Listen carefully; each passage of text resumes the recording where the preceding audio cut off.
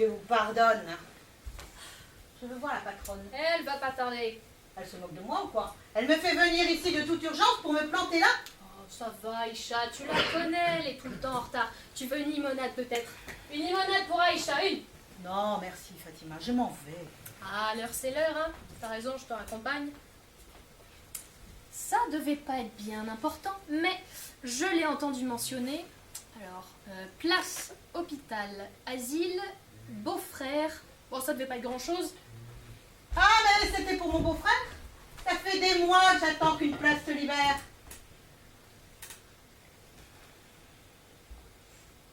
Pas plus tard que ce matin, il m'a encore mangé ma carte d'identité.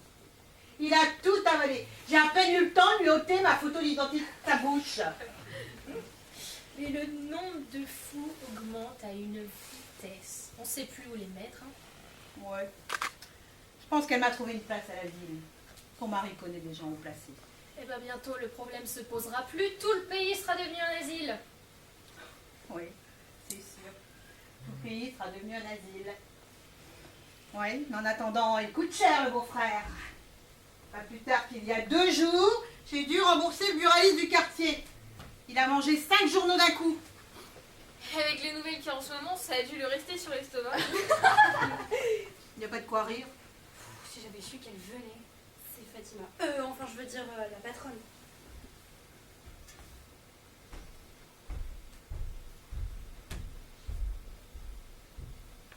Ma limonade.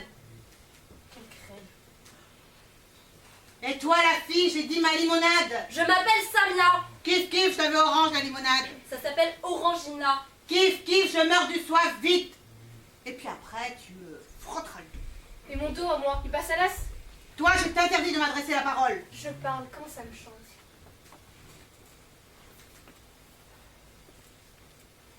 Samia, ma fille, tu ne devrais pas la fréquenter. Elle n'est plus de bonne famille. Hein. N'est-ce pas? Elle fume. Je le savais, elle fume. Vous êtes témoin. Quand je pense que tu vivais sous mon toit. Oh, Seigneur, merci. Merci que tu sois parti. Ça m'aide à supporter les attardés dans ton genre. Si ton père était un homme, il aurait dû t'éduquer autrement.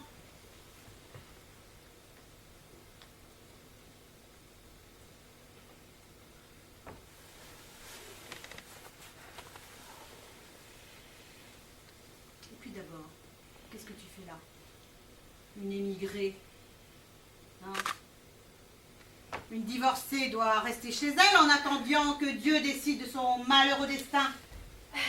Alors, pour ta gouverne, chère ex-belle-mère, j'ai repris mes études, ne t'en déplaise.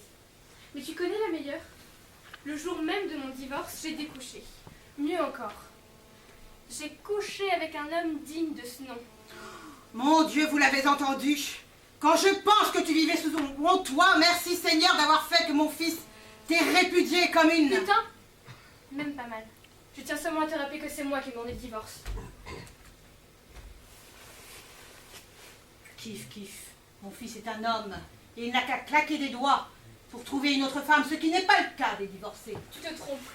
Ton fils n'a jamais été un homme. Il est resté un petit garçon, ton petit garçon. C'est vrai qu'avant le mariage, je le voyais grand. Mais après, qu'est-ce qu'il a rétréci? Rétréci, rétréci, mais rétréci. Pour ne devenir plus qu'une marionnette que tu manipules à ta guise. Et le seul moyen qu'il ait fait pour se sentir viril est de jouer au mal avec moi. Tu devrais avoir honte de parler ainsi de l'homme qui t'a honoré. Honoré, honoré. Humilié, oui, c'est fini là. C'est bon, j'ai vidé mon sac. Sac à poubelle. Bon, Samia, occupe-toi d'elle, qu'on en finisse. J'ai pas envie. Avec un peu de chance, on ne me reverra plus jamais ici. Mais qu'est-ce qui te prend, Fatima? Depuis quand tu fais copine avec la peau de vache? T'as peur de la patronne ou quoi? Je ne fais que mon travail. Après tout, c'est qu'une cliente, juste un peu barge. Elle a la même défaillance au cerveau que ma mère. Coincée au siècle dernier. Si seulement mon fils m'avait écouté en épousant sa cousine, ma nièce, un produit façonné de mes mains. Elle l'a échappé belle.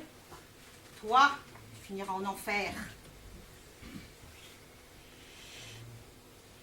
C'est toi qui lui as tourné la tête à mon pauvre enfant sorcière. Les femmes sont diaboliques, elles sont l'incarnation du mal. C'est le moufti de la grande mosquée qui l'a dit dans son prêche de vendredi dernier. Et il a ajouté, et d'une pierre courbe d'Adam et d'une côte courbe d'Adam, Dieu créa Ève, ainsi tu ne pourras point la redresser, il se pourrait que tu la rompes. Samia, va là-bas. Maintenant, ça suffit. Hein. Les femmes viennent ici pour se laver, pas pour t'entendre humilier ton ex-belle-fille. Ah non, ce n'est pas de l'humiliation, c'est de l'éducation. L'éducation, fais-la chez toi, pas dans mon hammam.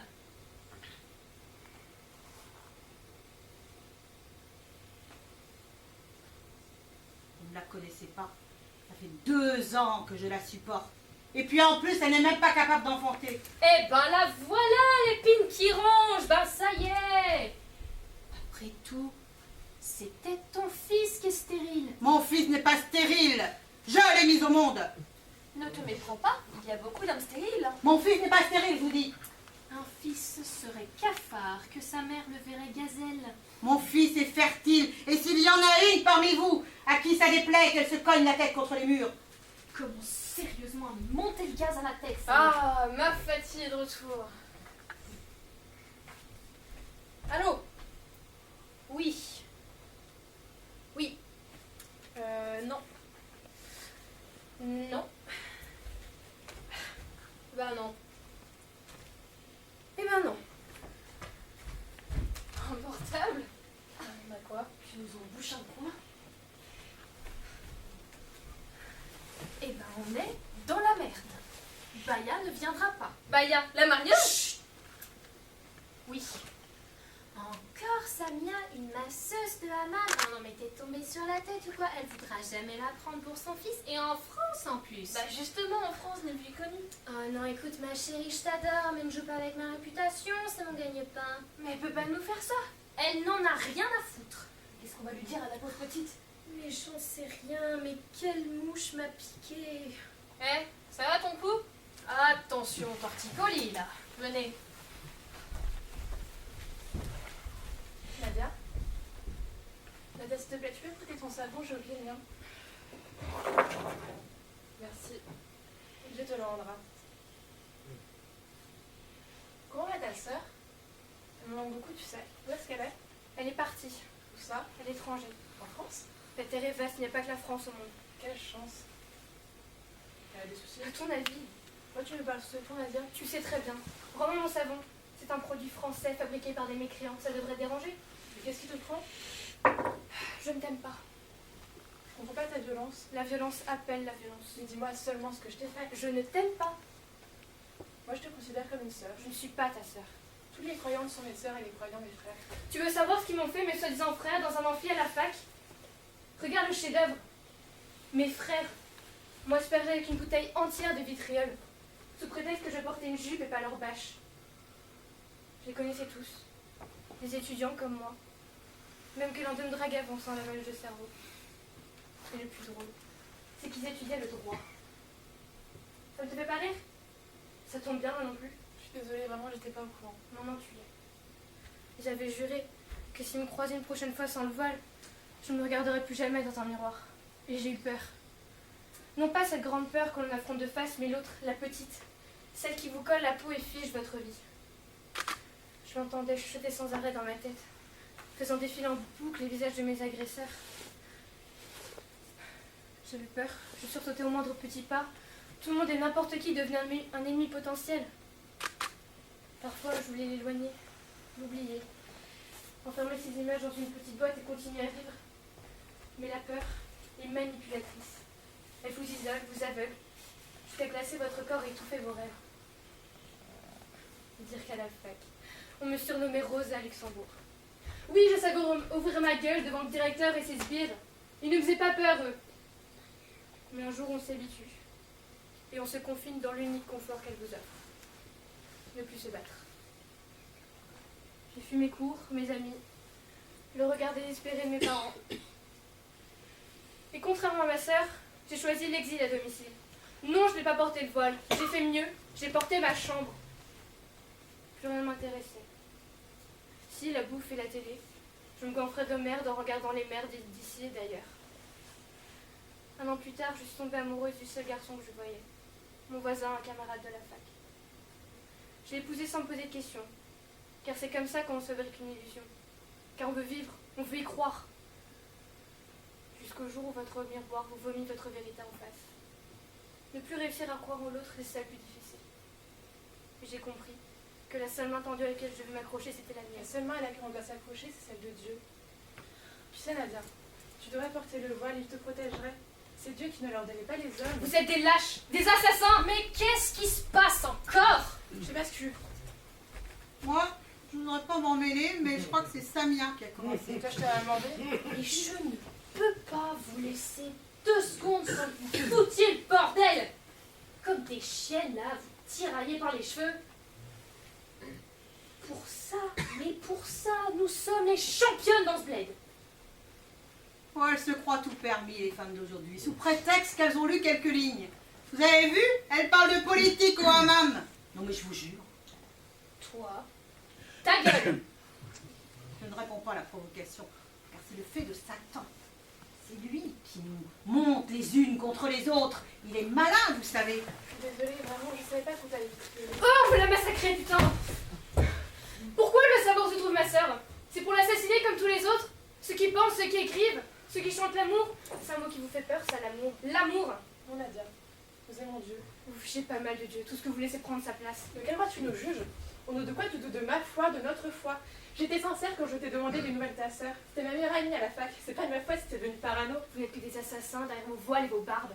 Nos voiles nous protègent des tentations et des maladies honteuses, ainsi que de ces modes vestimentaires décadentes qui n'enrichissent que les mécréants, ceux-là même qui nous arrachent le pain de la bouche. Quant aux barbus, comme tu dis, ils nous protègent des despotes de tous les pouvoirs, d'ici et d'ailleurs. Les femmes et les enfants passés sous vos couteaux sont aussi des despotes? Il n'y a pas de guerre propre. Oh putain, mais tu te l'as fermé, je vais l'éclater la gueule. Tu vois la violence. Oui. Les pommes Nala, t'es vraiment possédée par le diable. Vous n'êtes que des arriérés, des aliénés, des fanatiques. Tu devrais te regarder dans un miroir. Tu verras qui nous deux est fanatique. Je refuse d'échanger ce monde contre un autre en noir et blanc, sans saveur ni odeur. Un monde d'intolérants et d'ignorants. Vous auriez le pouvoir, vous me pendriez sur la place publique. Et vous seriez là euphorique avec la même à mort. Je suis laïque, et je mourrai laïque. Vos républiques islamiques sont inéluctablement vouées à l'échec. Car le monde, même si parfois il recule, ce n'est que pour mieux rebondir. Vous allez vous calmer. Vous vous croyez en guerre sainte ou quoi? Je vous rappelle que vous êtes au hammam, mais pas sur un champ de bataille. La guerre, c'est par et pour les hommes. Mais regardez-vous, les seins à l'air à vous tirailler par les cheveux comme des bêtes. Vous savez ce que c'est la différence entre vous deux pour les hommes? Aucune! Toi t'es une bâchée, et toi t'es une décapotable. Bonne à baiser toutes les deux, un point c'est tout. Rejoignez vos places!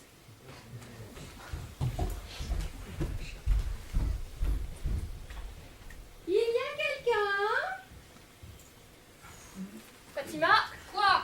une brunasse fringuée comme une blondasse. Je veux dire, quelle classe. Bien retrouvé. Merci.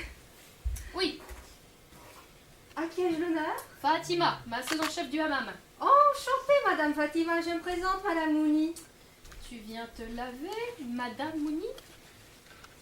Non. Non, j'ai rendez-vous avec Madame Baya, la marieuse. Ah, Madame Baya n'est pas là. J'adore les madames, ça me change. Pardon, Madame. Oh, rien, Madame. Je suis arrivée trop tôt, peut-être. Ah non, mais Madame Baya ne viendra pas. Ah, si, si. On a rendez-vous. Elle m'a promis une femme pour mon fils. C'est toi l'émigré. Oui. Elle t'a rien dit? Non. Pourquoi? Elle t'a posé un lapin, là. Tu peux partir. Pardon? Attendez, ce n'est qu'à malentendu. Viens, Fatima, j'ai à te parler. Ne bougez pas, madame, nous revenons. C'est elle, je te dis, c'est ma belle-mère. Vas-y, brosse. Calme-toi, Samia, zen, s'il te plaît, zen. C'est elle, je te dis, elle m'a reconnue. Mais Vas-y, calme-toi, elle brosse. connaît même pas ta tronche. Mais si, je sens que c'est elle. Bah, bonne chance si c'est elle. Elle s'approche, elle s'approche. Excusez-moi, mesdemoiselles. J'ai pas trop l'habitude. Le hammam et moi. En France, vous savez. Enfin bref. Je souhaiterais parler à Madame Fatima. la masseuse en chef, ou même à son adjointe, elles m'ont dit